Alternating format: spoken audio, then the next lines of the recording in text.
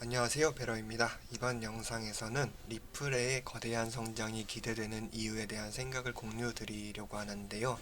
신규 투자자 분들께서는 리플이 어떤 코인인지 조금 모를 수 있는 부분이 있어서 이 영상을 통해 한번 배워갈 수 있는 기회를 가질 수 있을 것 같고, 그리고 기존 투자자 분들께서는 아무래도 자기가 알고 있는 지식이나 아니면 그 생각들을 한 번 더 좀 리마인드 할 수 있는 기회가 되지 않을까 개인적으로 생각을 하고 있습니다. 그래서 우선 이제 리플이란 뭔지에 대해서 간략하게 말씀을 드리면, 대표적으로 지금 리플은 전 세계의 각 은행들 간의 금융 국제 송금망에서 사용되기 위해 나온 암호화폐입니다.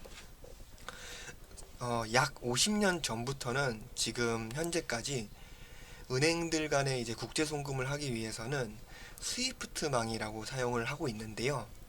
이 스위프트망이라는 거는 그 각 국가의 법정 화폐가 이런 식으로 법정 화폐들이 있으면 이거를 각 이제 은행들의 망을 통해서 같은 이제 스위프트 네트워크를 통해서 이 나라 저 나라 이런 식으로 해서 결국 이제 목적지까지 송금해 주는 시스템입니다.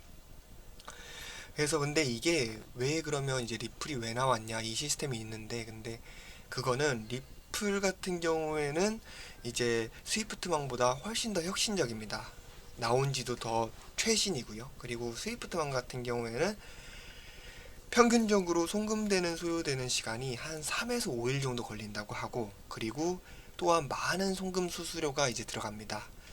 예를 들어서 이렇게 만약에 국가 간에 이렇게 A 국가에서 지금 B 국가로 이렇게 전송을 할 때 여러 국가를 거치게 되면 각 국가만의 이제 또 정책도 있을 거고요. 그리고 이 은행에서 자동적으로 처리하는 시스템들이 자동화가 돼 있는 부분도 있고 안 돼 있는 부분들도 있기 때문에 여기에 들어가는 이제 수수료라든지 아니면 이쪽에 인적 자원들이라든지 이런 것들이 계속해서 발생하고 있었던 상황입니다. 그래서 이를 보고 이제 브래드 갈링하우스 CEO 리플에서는 이걸 좀 개선하면 좋겠다. 그러면 비효율적인 부분이 상당히 많이 개선되지 않을까. 그래서 리플이 등장이 됐고요. 리플 같은 경우에는 이제 특정 기관에 의해서 폐쇄된 것이 아니라 모든 이에게 공유되어 있는 이제 오픈소스 개념이고, 그리고 블록체인 기반 하에 전 세계의 법정화폐들을 사용해서 한 국가에서 다른 국가로 전송시키는데 약 5초 만에 송금이 완료되는, 5초밖에 안 걸립니다. 아까는 며칠 걸린다 그랬죠. 한 3에서 5일 정도 걸리는 그거를 5초 만에 송금이 완료되는, 이제 너무나도 놀랍고도 혁신적인 시스템이라고 볼 수 있겠습니다. 그래서 사실 리플은 이렇게 보시는 것처럼 너무나 이제 혁신적이기 때문에 개념상으로 봤을 때, 그래서 기득권 세력들이 어떻게 보면 혁신을 고의로 저해시키고 계속해서 디스해서 어떻게 보면 약한 손들을 계속 떨어뜨리고, 그리고 떨어뜨리면 어떻게 합니까? 그거를 자기네들이 매집을 하죠. 그래서 매집하고 또 매집해서 아마 이렇게 계속 시간을 끌고 있는 건 아닐까 생각을 하고 있고요. 항상 아시는 것처럼 혁신적인 기술들에 대한 것들을 항상 이렇게 질질 끌다가 갑자기 가격이 올라가는 이런 패턴들을 많이 띄었습니다. 대표적으로 아마존, 테슬라 같은 기업들이죠. 리플도 그와 좀 빼닮았다는 얘기들이 좀 상당히 있습니다. 참고를 해주시면 좋을 것 같고요.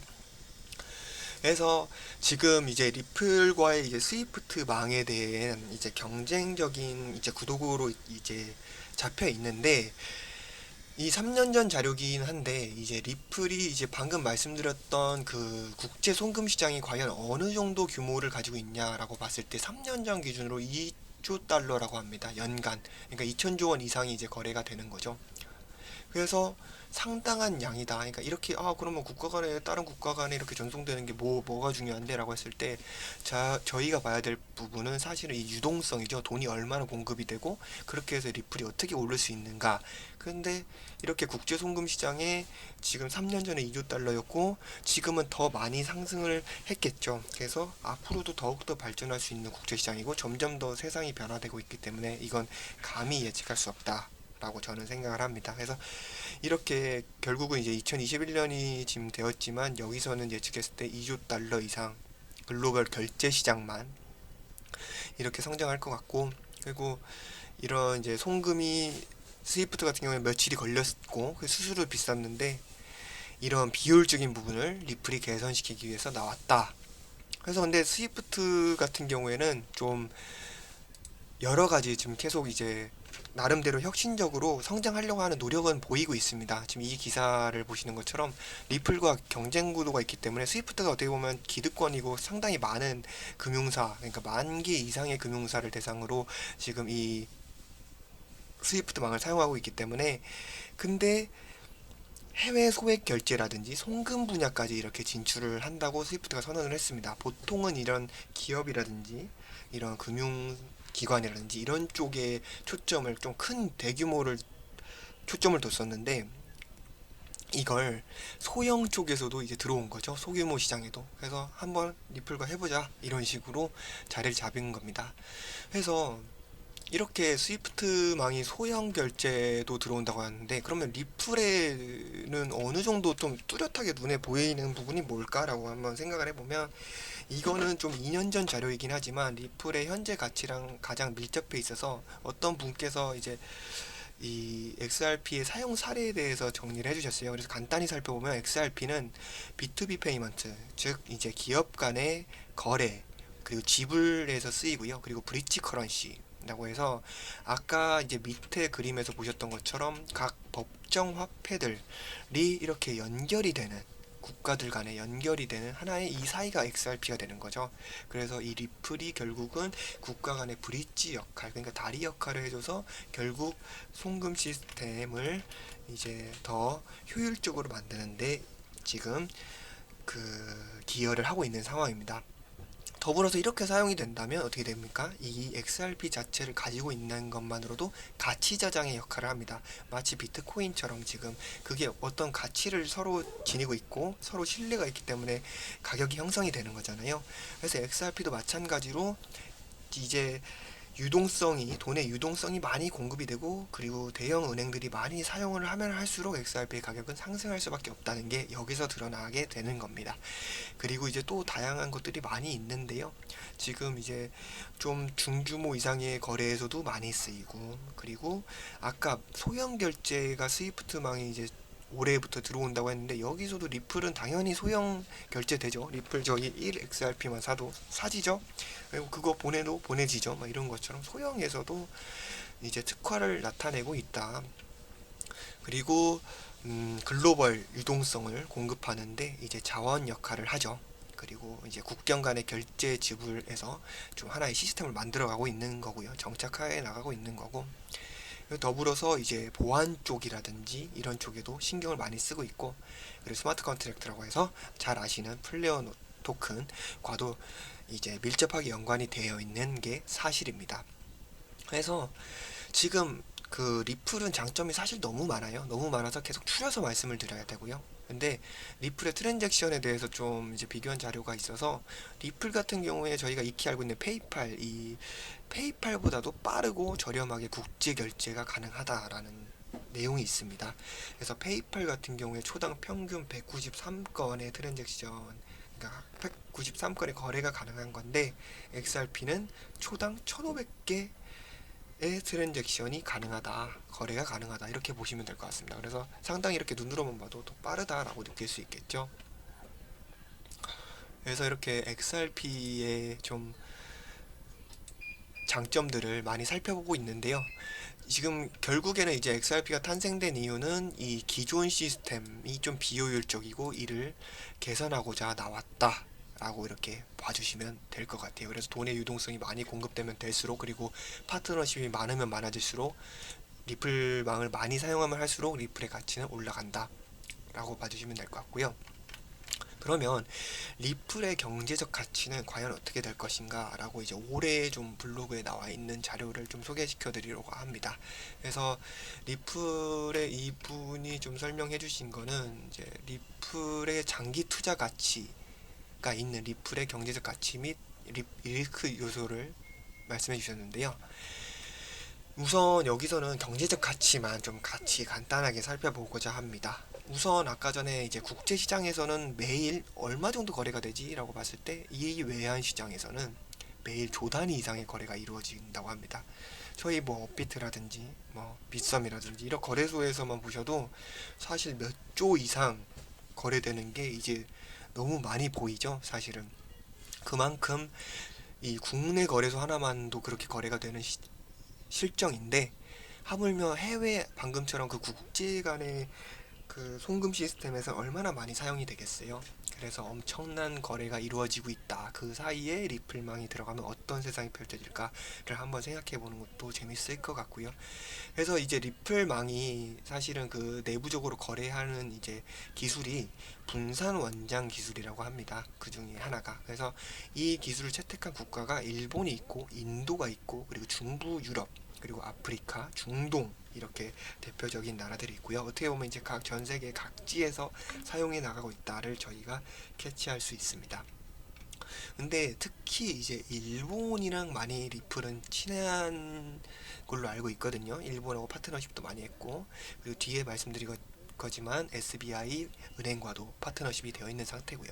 근데 이제 일본이 세계에서 세 번째 GDP를 가지고 있거든요. 그래서 첫 번째는 어디죠? 전 세계에서 1위 미국입니다. 2위는 중국, 3위는 일본인데 이 일본이 어떻게 경제적으로 보면은 좀 이제 GDP가 높은 나라 중에 하나이기 때문에 여기서 이제 리플을 법정 통화로 이미 몇 년 전에 채택을 했었어요.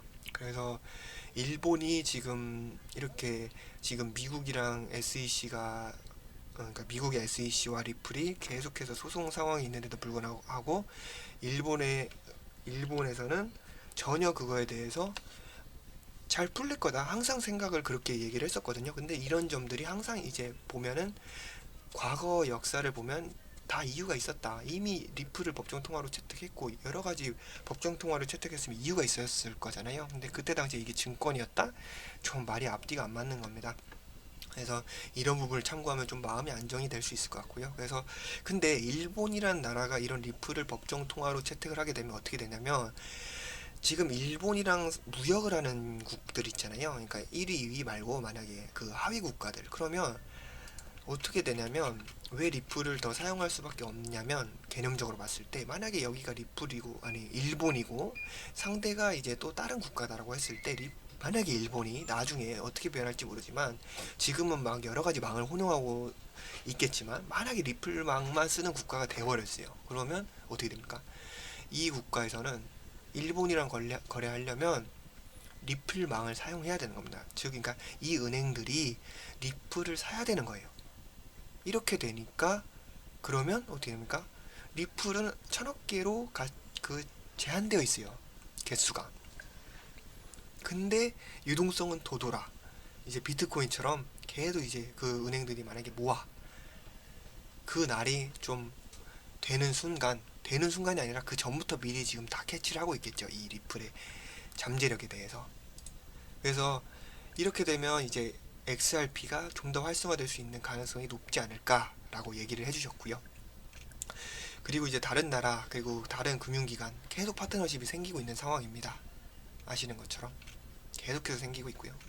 그리고 이제 아랍에미리트에서 가장 큰 은행인 아부다비 은행 같은 경우에도 리플에 그 분산 원장 기술을 도입해서 국외 송금 업무를 제공하고 있다.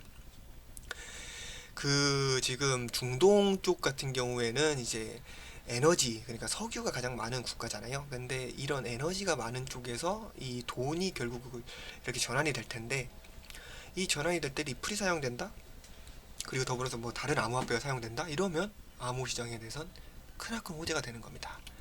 이렇게 해서 이제 중동 쪽에서도 이미 리플에 대한 관심을 가지고 있고 다른 암호화폐에 대한 많은 관심을 가지고 있다. 이렇게 캐치를 해볼 수 있는 상황입니다. 이렇게 해서 좀 장기 투자 가치에 대해서 좀 한번 살펴봤고요.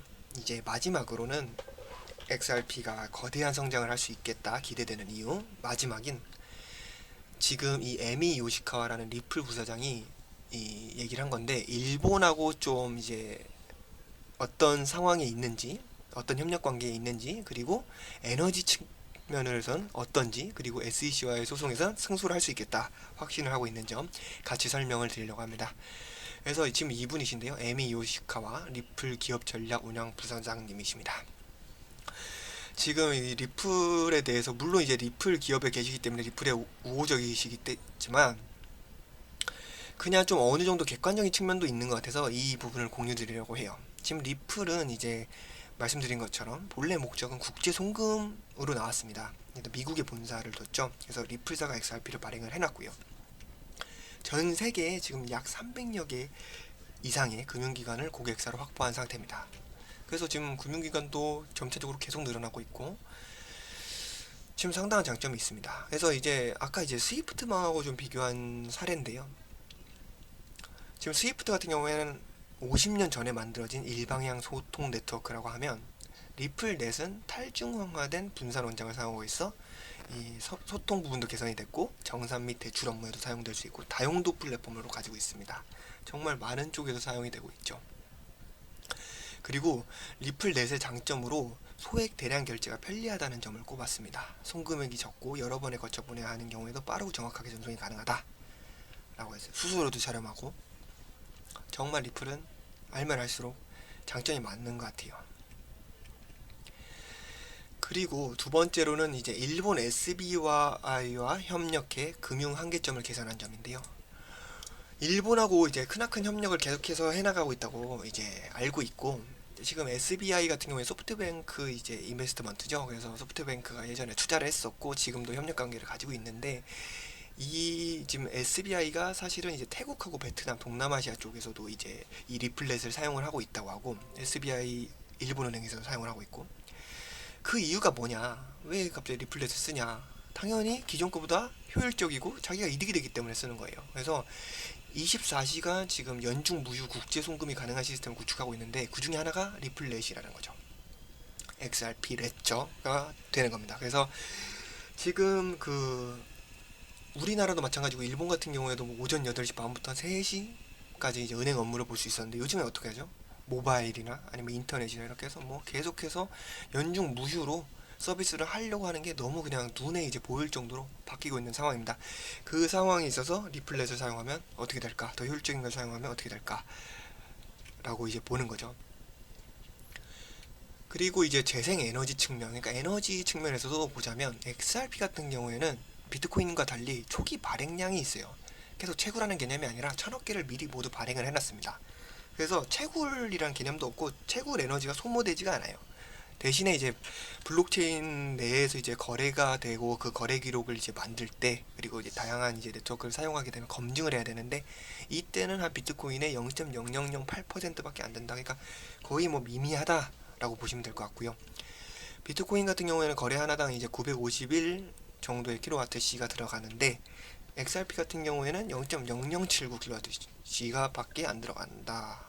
이렇게 비교해 봤을 때 비트코인은 진짜 거래 하나당 뭐 가정집에서 한 달 정도 쓰는 전기 양이, 한 일반 가정집 뭐 한 4인 가구라고 생각을 했을 때 한 3, 4개 정도 들어갈 것 같은데, 이게 비트코인 거래 하나당 이렇게 들어간다고 해요. 이러면 이게 분명 이제 계속해서 개선해 나가고 있는 것으로 알고 있지만, 이 처음 컨셉상 좀 상당히 에너지 비효율적이다, 비트코인은. 물론 이제 에너지 친화적인 측면에서도 많이 개발하고 있는 것으로 알고 있지만, 좀 XRP랑 비교해 봤을 땐 너무 차이가 난다 라고 극명히 드러나는 부분입니다. 그래서 이런 차이점을 알고 있으면 좀 좋을 것 같고요. 그래서 이제 마지막으로 지금 이 요시카와 부사장 같은 경우에는 SEC와의 소송을 어떻게 생각하냐 그랬더니, 승소 자신 있다, 우리 결정 옳다. 그래서 이거를, 이 기사가 5월달에 나왔거든요. 올해 5월달부터 미리 승소할 것이라 자신한다고 얘기를 했어요. 이미 그러니까 리플 쪽은 다 알고 있는 거예요. 이미 다 알고 있던 거죠. 그래서 SEC는 암호화폐에 대한 명확한 증권 분류 기준을 제시하지 않았기 때문에 XRP는 증권이 아니라 암호화폐고 가상자산이다. 짧고 명확한 얘기인 것 같습니다.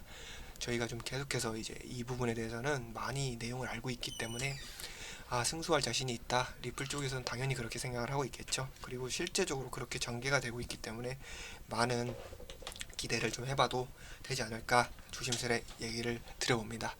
그래서 좀 리플이 성장할 수 있는 부분에 대해서 좀 얘기를 해봤는데요. 이게 좀 많은 도움이 되셨으면 좋을 것 같고요. 이렇게 영상을 계속해서 시청해주셔서 감사드리고, 다음번에는 좀 더 좋은 영상으로 준비할 수 있도록 한번 노력해 보겠습니다. 시청해주셔서 감사합니다.